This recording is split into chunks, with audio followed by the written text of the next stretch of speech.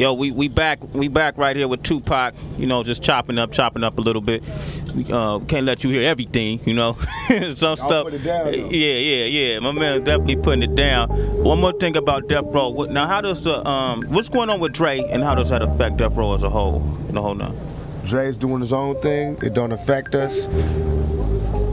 My take on what happened was that Snoop was on trial for murder, fighting for his life. Somebody had said that Dre was in the car. The jury believed that.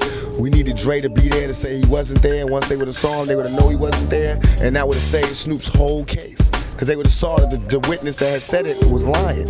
And Dre never showed up. He was too busy. That's how they told me. When they told me that, I was like, well, no matter how dope he is, and Dre's one of my heroes in the music business, but I was like, no matter how dope he is, if you're not down for his homeboy, Snoop, who brought him back when he was just a relic, when niggas was dissing him, you know what I mean? Then I don't want to be a part of him. I don't want to be around him or nothing. Plus, I feel as though what's done in the dark will come to light. It's secrets that everybody's going to find out about that I don't have to play a hate or dry snitch about. That will come out, you'll find out for yourself, and you'll know why I did it. I swear to God, y'all, I'm living by the rules of the game that y'all, the people, have put down for us to live by. That's real. Let's talk about other things. Like you told us, you got a soundtrack you working on. You got a new movie, right? What you talking about? We got a movie called 𝔻𝕒𝕟𝕥𝕖 coming out. It's like a mainstream movie.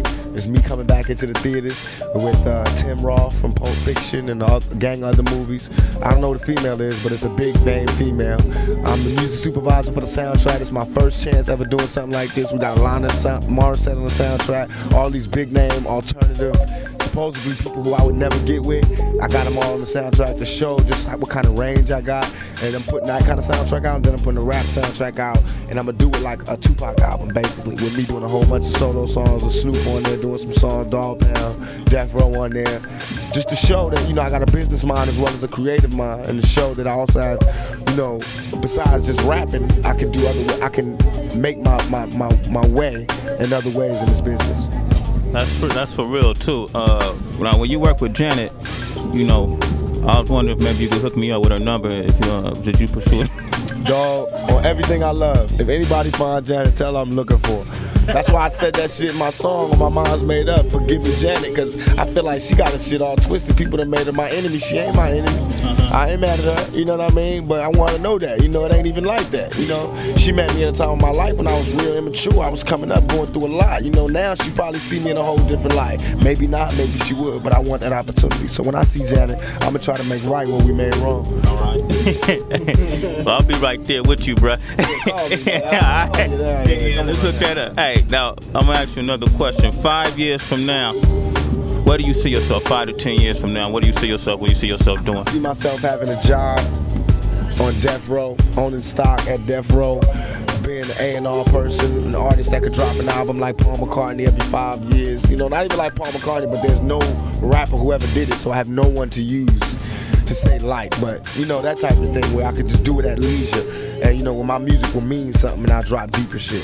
That, I have my own production company, which I'm close to right now, doing my own movies, having my own restaurant, which I got right now, with Alanis and Suge and Snoop.